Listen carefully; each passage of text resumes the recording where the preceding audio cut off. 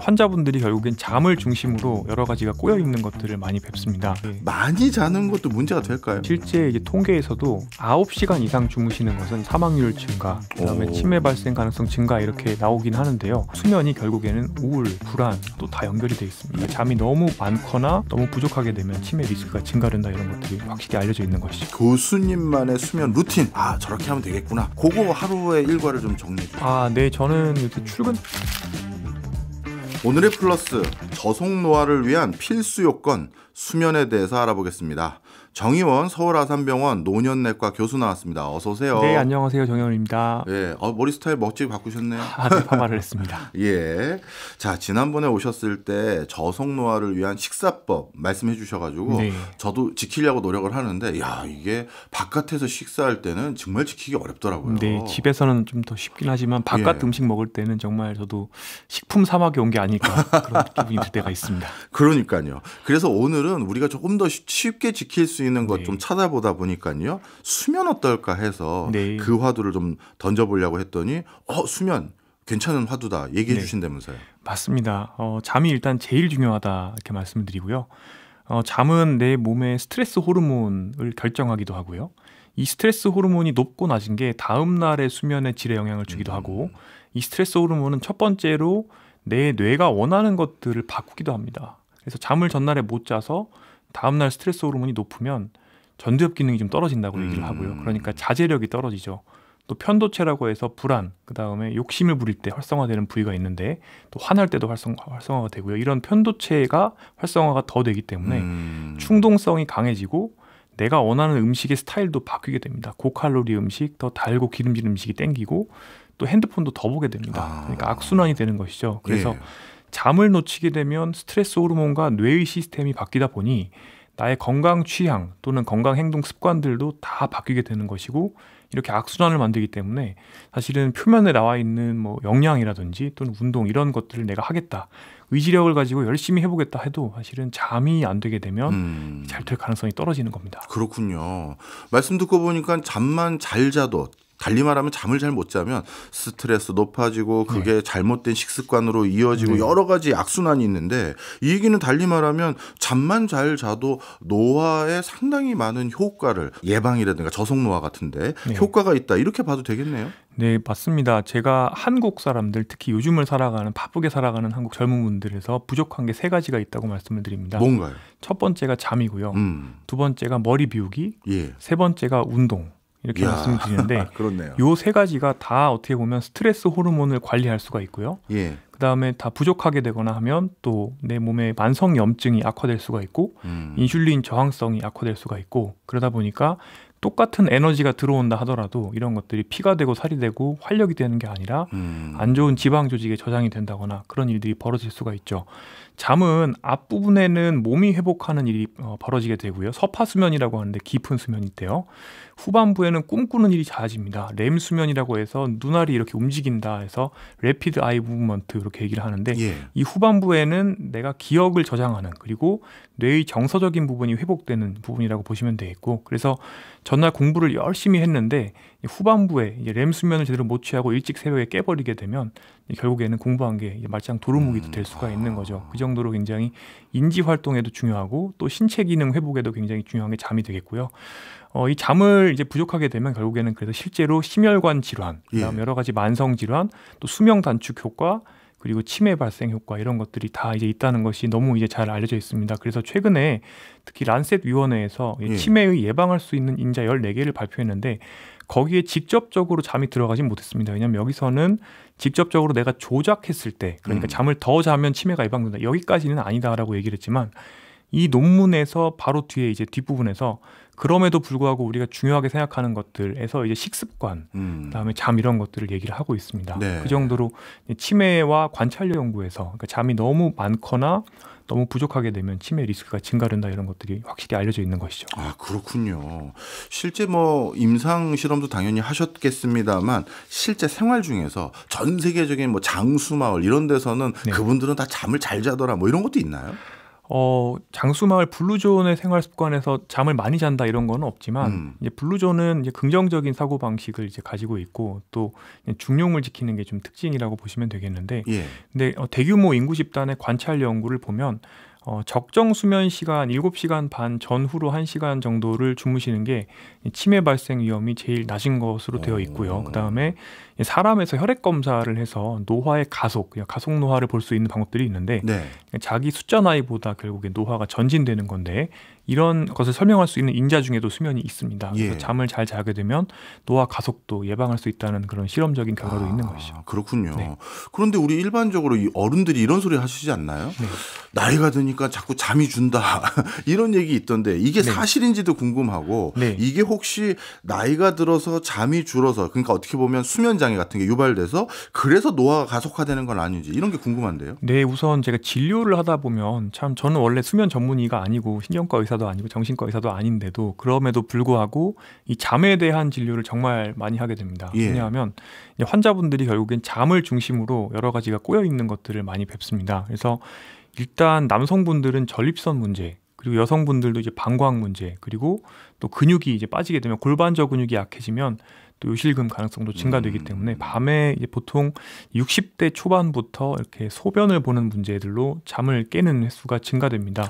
60대 초반은 뭐 한두 번 이러시다가 70대가 되면 또 두세 번, 심한 분들은 뭐 1시간 간격으로 깨기 때문에 제대로 이제 수면을 취하지 못한 느낌을 받으신다고 호소하시는 분들이 너무 많고, 그런데 이제 이런 경우에 또 이제 근육 부족과 게다가 뭐 심장도 안 좋고 이러니까 다리도 많이 붓고 또 다리 근육도 안 좋으니까 더 붓습니다. 이런 것들이 자려고 누우면 또 위로 올라오죠. 그러다 보니까 우리 몸에 물이 많다 적다를 판단하는 그 장기는 여기 목에 있습니다. 센서가 목에 있기 때문에 경동맥동이라고 하는데요. 여기서 이제 자려고 누우면 소변을 빨리 만들어야 되겠다 이런 판단을 하게 되죠. 그러다 보니까 수면 초창기에 특히 이제 심장이 안 좋으시거나 근육이 부족하신 분들은 많이 깨게 됩니다. 이런 것들 때문에 몸을 회복시키는 기능이 많이 떨어지게 되고, 이제 그러다 보면 이제 많이 불편하시죠. 그런데 그렇게 잠이 또 분절화되다 보면은 사실은 이제 인지 기능도 떨어지게 되고 우울감도 심해지고 말씀드린 것처럼 스트레스 호르몬도 올라가기 때문에 여러 가지 증세들이 따라옵니다. 그래서 여러 가지 전신 증상, 뭐 가슴도 답답한 것 같고 식욕도 떨어지고 또 이러면서 불면이 더 심해집니다. 잠에 대한 공포도 생기게 되고요. 그러다 보니까 여러 가지가 꼬리에 꼬리를 무는데, 기전적으로 설명을 드리면 일단 55세가 되면 사람이 그때부터는 송과체라고 하는 데에서 원래 멜라토닌을 분비해서 이 멜라토닌이 수면, 인면, 그래서 잠을 드는 과정에도 도움을 주고 또 잠을 유지하는 데로 도움을 줍니다. 그런데 이런 기능들이 많이 떨어지고 65세가 되면은 거의 절반, 반토막 이하로 멜라토닌이 떨어지게 됩니다. 그럼 어른들 말씀이 맞네요. 네, 그래서 잠을 들기도 어려운데 특히 새벽에 더 일찍 깨는 경향성이 많아지게 되고요. 또 멜라토닌이 잠을 붙여주는 효과가 있는데 이제 이런 효과가 소실되다 보니까 소변 보고 나면은 이제 말똥말똥해지고 다시 자기가 어려워지는 이런 것들이 생기게 되고요. 그 다음에 사실은 나의 자율신경계통을 조절하는 부위가 시상하부라는 데가 있습니다.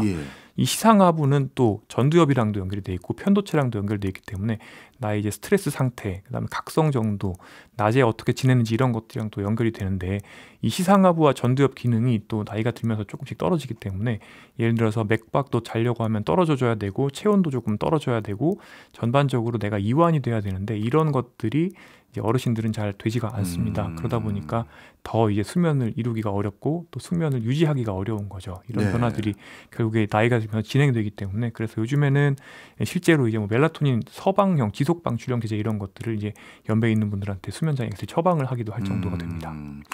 수면 장애 말씀을 쭉 듣고 보니까 이 수면 장애가 여러 요인들이 있다라는 생각이 들면서 자연스럽게 그렇다면 수면 장애를 어떻게 보면 개선하는 약이라고 해야 될까요? 처방들도 다 다를 것 같은데 우리 그냥 통상적으로 수면제라도 하나를 먹고 자, 이게 좋은 게 아니라 그때그때 다른 방식으로 대응해야 되는 거네요. 네, 맞습니다. 원인을 찾는 게 가장 중요합니다. 예를 들어서 소변이 문제다.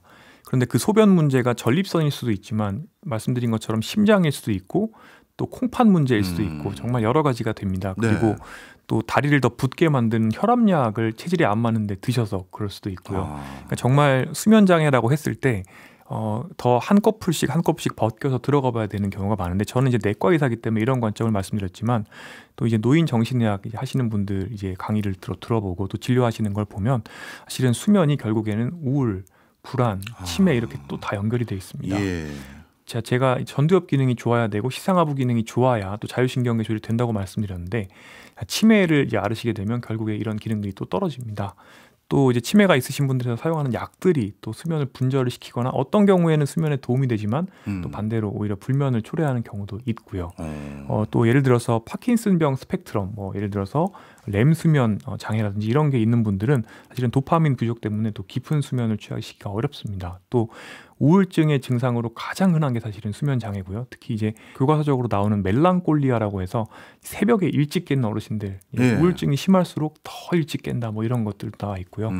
그래서 이제 수면 장애를 호소하실 때 일단은 몇 시간 주무시는지, 그다음 수면 일지를 봐야 되고, 그다음에 들어가는 것, 수면에 들어가는 입면이 어려운 건지 아니면 수면에서 빠져나오는 과정이 이제 너무 얕게 되는 건지, 그다음에 회복 수면이 안 되는 건지 이런 것들을 다 면담을 해야 되겠고, 그래서 이제 수면 장애 형태, 그다음에 동반되는 증상들, 꿈꿀 때 발로 걸어 찬다 이런 것들, 코골이 이런 것들 다 확인을 해봐야 되고, 그 원인을 이제 찾아가는 과정인 겁니다. 그러니까 이제 수면과 관련된 문제는 불거져 나온 현상인 것이고 그 원인은 정말 무궁무진할 수가 있고요. 그래서 많은 분들께서 수면과 관련된 그냥 영양제를 사서 드시거나 아니면 약국에서 수면 유도제 드시거나 아니면 졸피뎀 성분의 수면제 그냥 드시는 경우가 있습니다. 그냥 일단은 잘 잤다는 느낌을 당장 받을 수 있기 때문에. 하지만 이제 그냥 그 증상을 이제 누르는 것에 불과하게 되고, 특히 이제 졸피뎀 성분의 약물은 특히 이제 어르신에서는 이제 전두엽 기능을 더 떨어뜨린다. 그래서 전두엽에 이제 그 디스 이니비션이라는 용어를 쓰는데, 이게 뭐냐면 사실은 이제 술 취한 분들 이제 보면 처음에는 가라앉다가 나중에는 막 이제 행패도 부리고 하시잖아요. 그렇죠. 그런 일들이 이제 벌어지는 경우가 있습니다. 선망처럼 되는 경우가 있기 때문에 고령층에서는 또 습관성도 많이 생기게 되고 장기간 사용하게 되면 효과성이 떨어지기 때문에 굉장히 주의해서 사용하시는 게 맞겠고, 그래서 단순히 내가 이제 약국이나 또는 건강식품이나 졸피뎀 이런 걸로 이제 수면 장애를 그냥 일단 누르려고 하는 것보다는 수면을 진료하시는 다양한 선생님들, 전문가분들을 이제 만나셔서 내가 왜 잠이 불편한지에 대해서 원인을 찾아보시는 게 굉장히 중요하다고 볼 수 있습니다. 그렇군요.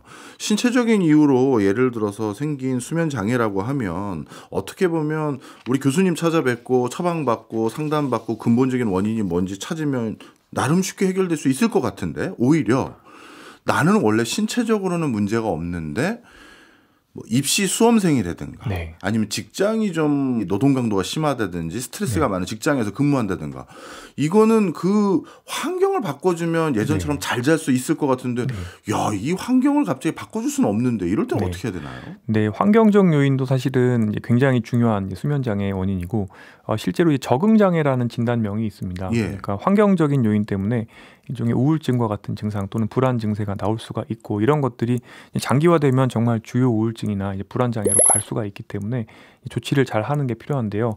근데 사실 수면 환경, 특히 저도 요즘에 당직을 많이 서다 보니까 정말 어떻게 할 수 없는 경우가 많습니다. 당직 때 콜은 받아야 되고 다음날 또 외래를 봐야 되니까 수면 불족에 시달리게 되는 것이고, 그러면 다음날 정말 또 가슴이 벌렁벌렁해서 잠을 이루기가 어렵습니다. 다양한 것들을 시도해 볼 수가 있습니다. 일단은 가장 잘 알려져 있는 것들은 이제 행동 치료. 그래서 잠자는 데 도움이 되는 이완요법이라든지 스마트폰을 치우고 방을 어둡게 하고, 그리고 꼭 자야 될 때만 침대에 드는 것이죠. 그러니까 우리가 침대에서 핸드폰도 보고 또 책도 보고 이렇게 하는데, 워낙에 잠자는 침대에는 딱 내가 잘 때만 들어가서 하는 게 이제 맞다 이렇게 되어 있습니다. 그다음에 미온수에 샤워를 한다거나 이런 여러 가지 지침들이 있는데, 이런 것들을 이제 수면 위생이라고 하고, 이런 수면 위생을 개선할 수 있는 노력이 일단 1번이 되겠습니다.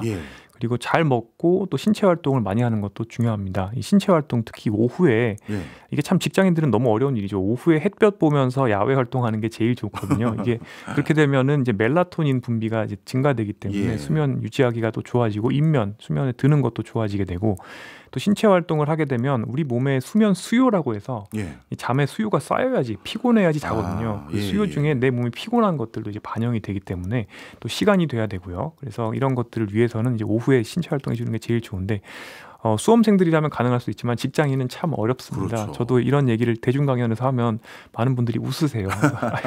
그 기간에 회사에 있어야 되는데 어떻게 운동을 하냐. 그래서 이제 그렇게 여러 가지 기본적인 것들을 일단 해볼 수가 있지만, 또 어렵다고 하면 일단은 예를 들어서 뭐 간호사님이나 또는 승무원 이렇게 시차를 경험하셔야 되는 분들이나 저처럼 당직 선다 이럴 때는 이제 멜라토닌을 시도해 볼 수도 있습니다. 네. 멜라토닌은 두 가지 제형이 있습니다. 하나는 의사 선생님들이 전문 의약품으로 처방하는 것이 있습니다. 이것은 이제 8시간에서 10시간까지 천천히 이제 배출이 됩니다. 그렇기 때문에 노년기에 송과선 기능이 떨어져서 수면 유지가 안 되는 분들, 새벽에 너무 일찍 깨거나 소변 보시면 수면에 들기가 어려우신 분들, 이런 분들한테 도움이 될 수가 있습니다. 예.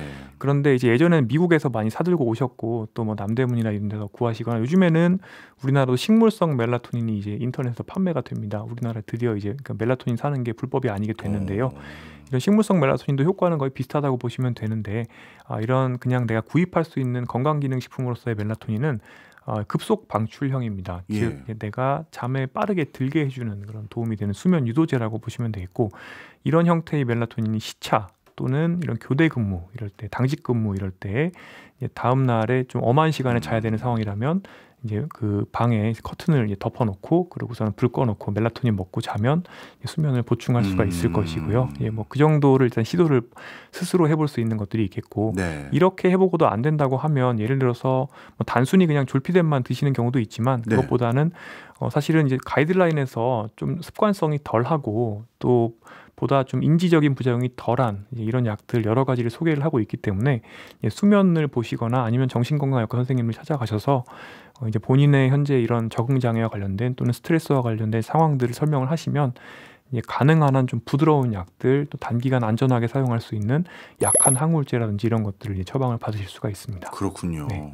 근데 저는요, 개인적으로 제 느낌인지 모르겠습니다만 조깅 같은 운동을 한 그날은 밤에 바로 잠이 안 들더라고요. 맞습니다. 그건 왜 그런 거예요? 아까 피로가 좀 쌓이면 잠이 잘 온다고 하셔서. 네, 그래서 수면 위생 중에 이게 잠자기 직전에는 너무 뜨거운 물로 샤워하는 것도 좋지 않다 돼 있고, 그다음에 격한 운동을 하는 것도 좋지 않다고 돼 있습니다. 실제로 저는 요즘에 이제 그 트래커, 액티비티 트래커라고 해서 이런 스마트워치 같은 걸 통해서 실제 심박수를 이제 보고 있는데, 수면에 들어가게 되면 심박수가 쭉 떨어지거든요. 그런데 격한 운동을 저녁에 하고 나면 그렇게 심박수가 잘 떨어지지가 못하기 때문에 결국에는 그러니까 교감신경, 내가 이제 그 붕 떠 있는 그런 느낌, 이렇게 활성화가 돼 있기 때문에 이런 것들이 잘 내려가지가 않는 겁니다. 그래서 격한 운동은 저녁 9시 전에 이제 마치고 주무시는 게 좋다, 이렇게 되어 있기 때문에 너무 늦게까지 그 조깅이라든지 또는 심한 근력 운동 이런 것들을 하시면 오히려 그 인면, 수면에 드는 것에 방해가 될 수 있습니다. 알겠습니다. 그럼 반대 질문도 한번 해볼게요. 수면을 잘 이루지 못하는 분들도 건강에 안 좋겠지만 저 고등학교 때만 하더라도 제 친구 어머니들이 얘는 몸이 안 좋은지 이상하게 많이 자요. 뭐 이거 걱정하시는 분들 많았거든요. 많이 자는 것도 문제가 될까요? 과도하게 많이 자는 건 문제가 될 수 있고, 실제 이제 통계에서도 9시간 이상 주무시는 것은, 그러니까 7시간 반 전후 이렇게 제가 말씀드렸지 않습니까? 9시간 반 이상 주무시는 것은 뭐 사망률 증가, 그다음에 치매 발생 가능성 증가, 이렇게 나오긴 하는데요.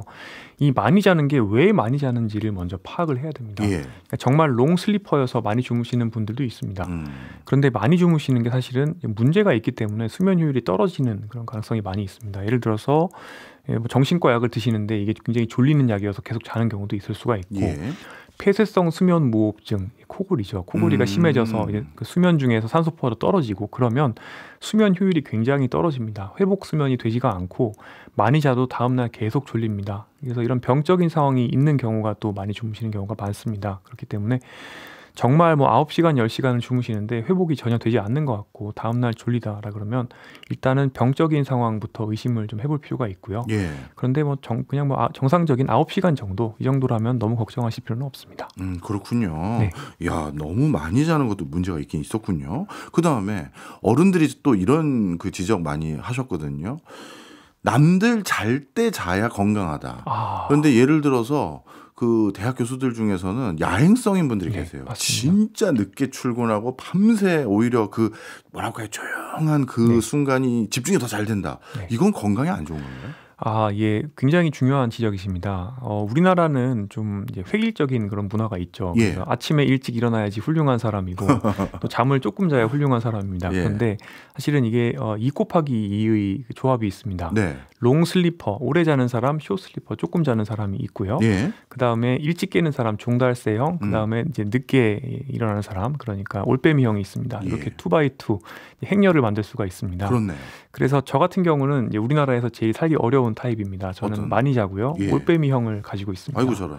네, 그래서 이제 굉장히 좀 쉽지 않죠. 예. 그런데 이제 최근에 나왔던 연구도 그런 얘기가 있죠. 그러니까 올빼미형이 조금 더 뭐 인지 기능이 좋을 수 있다. 그러니까 좀 창의적이거나 이런 사람들이 올빼미형이 많다는 얘기를 하는데, 이게 예전에 그 뭐 도파민 수용체 연구들 보면 왜 도파민 수용제 특정 이제 그 스닙이라고 해서 일반 사람들이랑 조금 다른 다양한 아형들이 있는데, 유형들이 일반 사람이랑 좀 다른 분들이 ADHD도 조금 많고 이런 것들이 좀 뭐 다빈치형 인간이다 이런 얘기를 하기도 하거든요. 예. 창의력이 높은 사람들이 또 ADHD가 많다 이렇게 얘기를 하고, 이런 게 도파민 수용체랑 관련이 있다고 하는데 이런 특정 형태의 도파민 수용체가 수면 위상 전진이라 그래서 예를 들어서 저 같은 경우도 하루가 한 26시간쯤 됐으면 좋겠어요. 이겁니다. 그래서 그냥 가만히 내버려 두면 다음 날 그 다음 날은 점점 2시간씩 늦게 자게 되는 거죠. 그러면 계속 이제 올빼미형으로 점점 더 악화가 됩니다. 그래서 예전에 제가 그냥 공부만 할 때는 그냥 맨날 이제 늦잠 자고, 어떤 날은 그래서 또 아예 안 자버리기도 하고 막 이런 식으로 했었는데,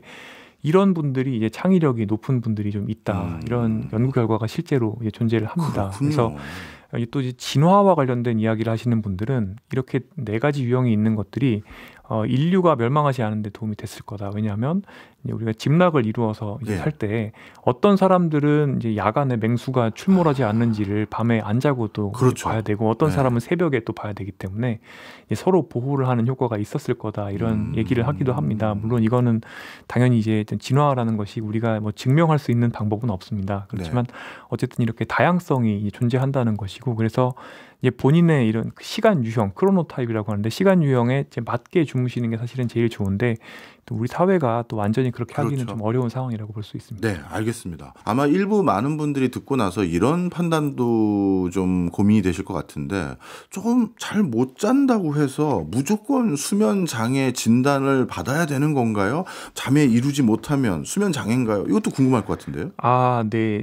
숫자로의 시간이 무조건 중요한 것은 아니고, 일단은 내가 회복 수면이 되었다고 느끼는지도 중요할 건데요. 정확하게 판단을 하기 위해서는 일단 전문가와 상담이 좀 필요하고, 그다음에 이 잘 못 잤다라는 게 정말 많이 잤는데도 이제 충분치 않다 이런 느낌이 드시면, 그때는 수면다원 검사를 한번 해보는 게 좋습니다. 수면다원 검사 해보면 나의 호흡, 그다음에 산소 포화도, 맥박, 그다음에 근전도 이런 것들을 다 보게 됩니다. 그래서 내가 비정상적으로 어떤 근육이 꿈꾸는 동안에 막 움직이지는 않는가, 그다음에 실제로 이제 수면 무호흡이 생기면서 산소 포화도가 과도하게 떨어지진 않는가, 이런 것들을 실제로 진단을 할 수가 있겠습니다. 그래서 다원 검사를 해보시는 게 좋겠고, 그래서 잠을 못 자면서, 그러니까 수면이 주관적으로 많이 부족하면서 또 일상생활에 유의미한 지장이 있는 경우는 사실 임상적으로는 불면증, 인솜니아 디스오더, 그러니까 수면 장애라고 볼 수는 있겠고요. 그래서 이런 경우에 일단 진료를 이제 받아보시는 게 굉장히 이제 중요하겠습니다. 그다음에 이제 숏 슬리퍼일 수도 있습니다. 그러니까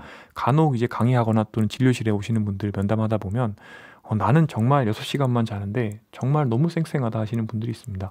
그러면 그분은 정말 숏 슬리퍼일 수 있습니다. 근데 5시간에서 6시간 정도만 주무시는 숏 슬리퍼 또는 뭐 그 이하를 주무시는 분들이 실제 통계를 봐보면 뭐 5% 정도밖에는 안 된다고 합니다. 그래서 그냥 만성적인 수면 부족을 이제 그냥 일상적으로 익숙하게 살고 계실 가능성이 높기는 한데, 그럼에도 불구하고 정말 일부 분들은 유전자적으로 숏 슬리퍼일 가능성이 있습니다. 그렇군요. 이것도 한번 여쭤볼게요. 저는 이게 외적인 건지 아니면 원래 그런 건지 모르겠습니다만 조금 숏 슬리퍼에 가까운 것 같은데요.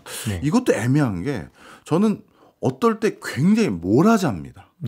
이거는 어떻게 되는 거예요? 몰아자는 거는 물론 이제 그것도 여러 가지 이제 유전적인 특성, 수면의 특성에 따라서 뭐 그런 분들이 있을 수도 있고, 가장 흔한 거는 이제 직장 생활을 하기 때문에 이제 평일에는 짧게 주무시고 또 주말에는 길게 주무시는 분들이 있습니다. 그런데 이걸 수면 부채라 그럽니다. 그러니까 너무 바쁘기 때문에 잠을 아꼈다가 그럼 부채가 쌓이죠. 그 빚을 갚아야 됩니다. 갚지 못하면 결국에는 몸에 해로운 변화들이 생기게 되는데, 우리가 주말이 토요일, 일요일 이렇게 이틀이 있습니다. 그 부채를 갚을 수 있는 여유 상한선이 하루에 2시간이다 이렇게 연구자들은 생각을 많이 합니다. 그래서 토요일 2시간, 일요일 2시간, 토탈 4시간 정도까지는 부채를 갚을 수가 있습니다. 이 이상을 주중에 너무 수면을 줄였다가 주말에 갑자기 갚으려고 하게 되면, 통잠을 너무 몰아자게 되면 실제로 측정을 해보면 염증 수치가 올라간다거나 몸에 안 좋은 변화들이 관찰이 되거든요. 예. 그렇기 때문에 너무 몰아자는 건 안 좋은 거고, 이게 물론 몰아자는 것 자체가 문제일 거라고 생각하지는 않고요. 그것보다는 주중에 수면 박탈과 스트레스 호르몬 증가, 그다음에 대사적인 악영향 이런 것들이 누적이 된다고 볼 수 있겠습니다. 그렇기 때문에 너무 이렇게 잠을 아꼈다가 몰아자는 건 그렇게 좋은 습관은 아닙니다. 그렇군요. 많은 분들이 나는 말씀 듣고 보니까 약간 수면에 도움받는 행위를 좀 이제 하기 시작해야겠다 이렇게 판단하는 분들이 계실 것 같아요. 네. 그러면 이제는 수면에 도움이 될 만한 어떤 식품이라든가 뭐 이런 것들을 좀 알려주시면 좋을 것 같은데요.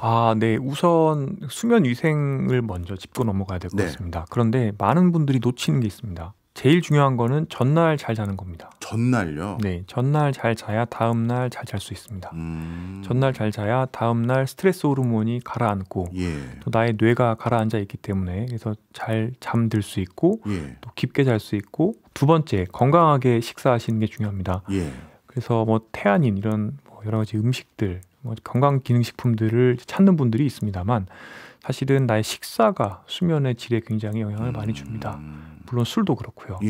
과음하게 되면 스트레스 호르몬이 많이 올라가게 되고, 보통 맥주 한 잔, 그러니까 200ml까지는 이제 수면 유도에 도움이 될 수 있다 이런 증거들이 있지만 이 이상을 드시게 되면 수면이 분절됩니다. 그래서 회복 수면이 되지 않고요. 그래요? 네, 술이 분해되면서 알코올이 아세트알데히드를 만드는데 이 아세트알데히드가 사실은 우리 몸을 뒤집어 놓습니다.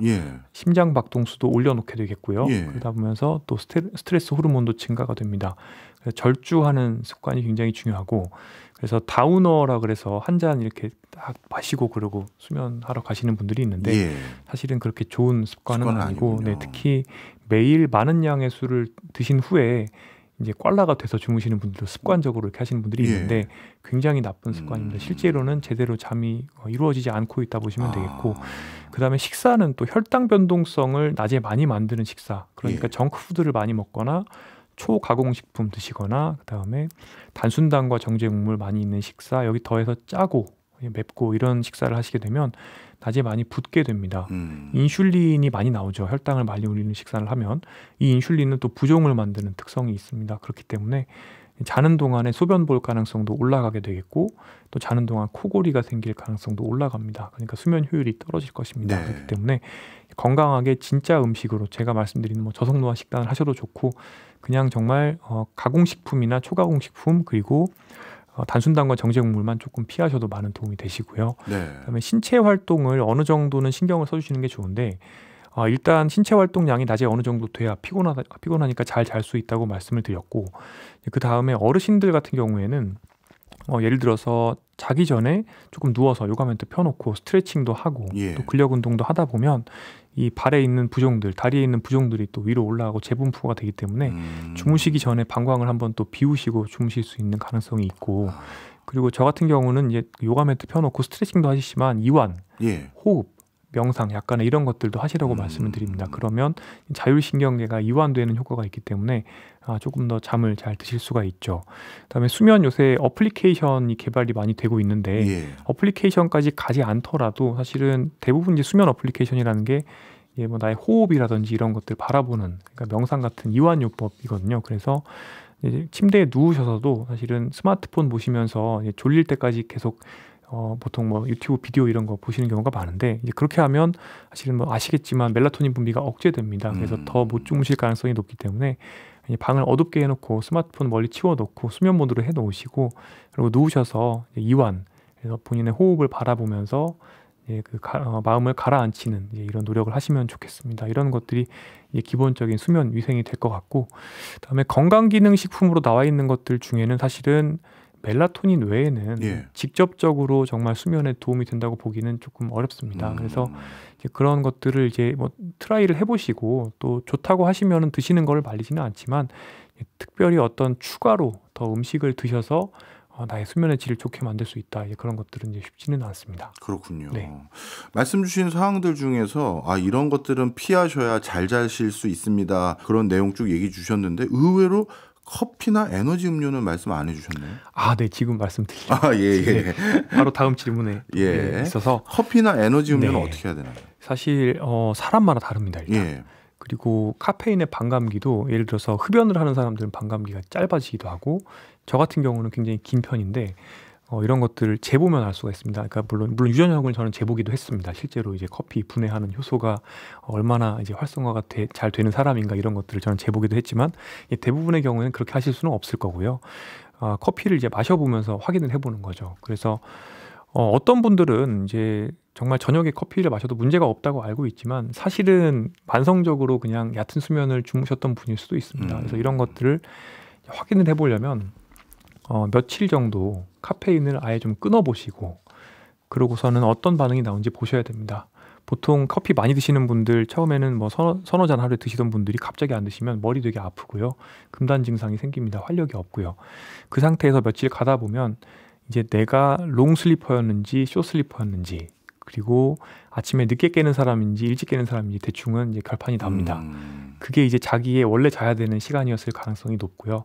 그 상태에서 다시 커피를 이제 마셔보는 겁니다. 그러면 대부분의 분들이 이제 점심 이후에 커피를 드시면 수면에 들어가는데 좀 불편할 수 있을 겁니다. 이런 것들을 조금씩이라도 예민한 분들은 느끼실 수가 있고, 그래서 커피는 이제 주로 이제 오전 시간에 아침에만 드시는 게 좋겠고, 사람마다 견뎌낼 수 있는 양이 다릅니다. 저는 딱 하루에 한 잔, 오전에 한 번 정도를 견딜 수가 있는데, 어떤 분들은 이제 서너 잔까지도 별로 문제가 없는 분들이 있을 겁니다. 그다음에 이제 공부를 해야 되기 때문에 막 오후 그리고 저녁에도 에너지 드링크 드시는 맞아요. 분들이 있습니다. 굉장히 좋지 않은 습관이라고 볼 수 있겠고, 카페인에 민감하지 않은 분이라 하더라도 사실은 이제 에너지 드링크를 과량 드시게 되시면 사실 심혈관 계통에 부담이 될 수가 있고 자율신경계에 부담이 되기 때문에 수면의 질이 많이 떨어질 수가 있고, 이런 것들이 장기간 누적되면 사실은 그냥 과로사하고 비슷한 상황을 직접적으로 몸에다가 연출하시는 거라고 보시면 됩니다. 그래요? 네, 계속해서 나의 교감신경, 그러니까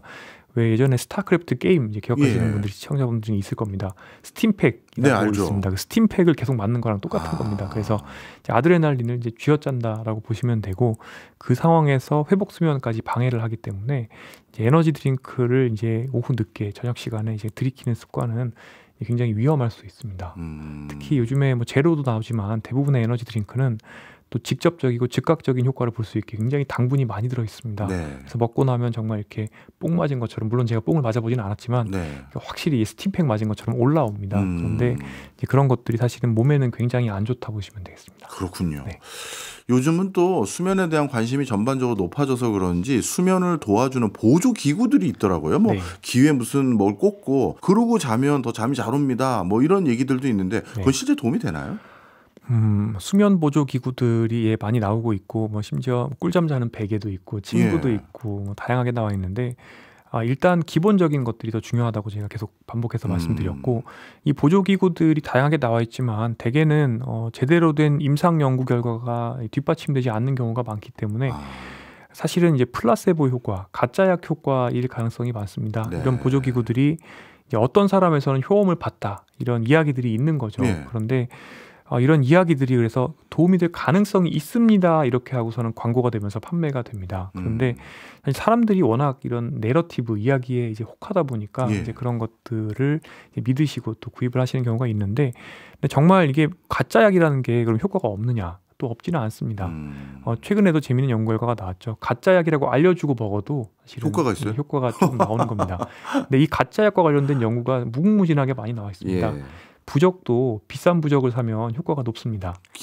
부적이라는 게 원래 효과가 있으면 안 되는 거지 않습니까? 그렇죠. 그러니까 과학적으로는요. 그런데 이 비싼 돈을 내면 낼수록 사실은 이제 효과가 있다고 느끼게 되는 게 인지상정인데, 가짜약도 비싸면 비쌀수록 본인이 이제 효과를 느낄 가능성이 높아진다, 이런 것들이 나와 있고, 가짜약의 효과는 정규 분포로 나오기 때문에 일부의 이 구입하시는 분들, 유저분들은 효과를 누리실 수가 있는 거겠죠. 물론 이런 것들도 있겠고, 또 최근에는 이제 디지털 기기 또는 뭐 디지털 치료제, 이렇게 해서 실제로 임상 연구 결과가 뒷받침이 되는 어플리케이션이라든지 또는 전자약, 그래서 어떤 뭐 정말 삐삐삐삐 소리가 나는 기계라든지 또는 뭐 어떤 전기 자극을 한다거나 이런 것들이 일부 나오고 있는데 이런 것들은 실제 얼만큼 그 연구가 잘 디자인이 되어 있는지 이런 것들 확인하시고 구입을 하시는 게 좋겠고요. 그리고 이게 세팅마다도 다를 수가 있고 해당 연구가 진행되어 있는 인구 집단과 나와는 상황이 다를 수가 있기 때문에 연구에서 효과가 있다고 해서 나한테 효과가 꼭 있는 것을 또 보장하는 것은 아닙니다. 그래서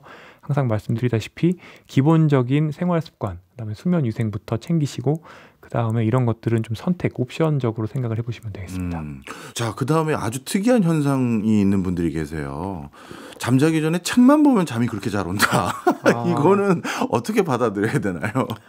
워낙에 책 보면 제가 책을 보는 행위 자체가 사실은 한 가지에 좀 집중을 하는 행위고 그리고 또 마음의 이제 방황 상태에서 마음에 집중하는 상태로 들어가는 거니까 아무래도 조금 잡념이 줄어들 수가 있고 그럴 겁니다. 그래서 저도 책 보면 특히 저는 이제 이북 리더를 굉장히 어둡게 해놓고 노란색 불만 살짝 나오게 한 다음에 불을 다 꺼놓고 누워서 책을 보면 잠이 솔솔 잘 옵니다. 그래서 이북 리더 요즘에는 실제로 저처럼 쓰는 분들이 많은가 봐요. 그래서 그 색깔을, 조명 색깔을 바꿀 수가 있게 되어 있습니다. 그래서 노란색, 굉장히 붉은색 비슷하게 해놓고 이렇게 책을 보다가 잠을 자려고 할 때도 있습니다. 그건 나쁜 건 아니군요. 네, 그러니까 이제 예를 들어서 책을 봐야 되는데 뭐 형광등 불빛, 굉장히 밝은 불빛을 켜놓고 책을 본다. 이제 그러면 오히려 멜라토닌 생성에 방해가 될 수 있으니까 가능한 한 좀 어둡게 조명을 해놓고 또 약간 노란 빛으로 해놓고 책을 보다가 주무시는 건 나쁘지 않은데 그럼에도 불구하고 침대에서 책을 보시는 것보다는 사실은 의자나 거실에서 책을 보시고 그리고 이제 졸린다는 생각이 들면 그 이후에 이제 침대로 드시는 게 조금 더 수면 위생에는 올바르다 이렇게 되어 있습니다. 그래요? 네. 그것도 좀 제 생각과는 좀 달랐네요. 저는 책 같은 거라든가 잠자기 전에 약간 예열한다라고 느낌으로 침대에 누워서 책을 바로 보다가 쓱 바로 자야지. 뭐 이런 게 더 좋은 수면으로 가는 좋은 경로라고 생각했는데 그게 아니군요. 실은 저도 누워서 많이 보는데요.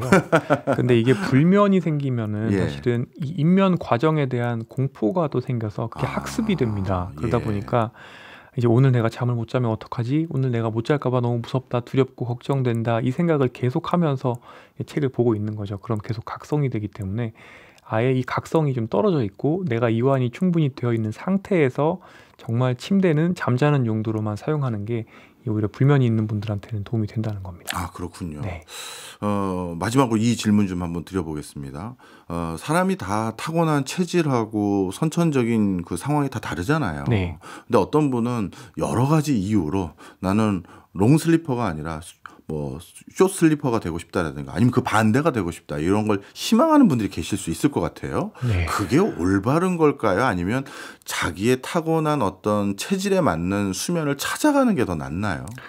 잘 안 바뀐다고 되어 있습니다. 그리고 조금은 바꿀 수 있다고 되어 있고 그 바꾸는 데는 꽤 많은 시간이 걸린다 이런 것들은 알려져 있는데 가장 잘 퍼포먼스를 발휘할 수 있는 것은 이제 본인의 주어진 유전자를 고려한 그 팔자대로 주무시는 겁니다. 그래서 너무 그것 때문에 이제 무리를 하지 마시고 그래서 저는 요즘에 갓생을 살고 싶어하는 분들이 너무 많다 보니까 또 미라클 모닝도 유행을 합니다.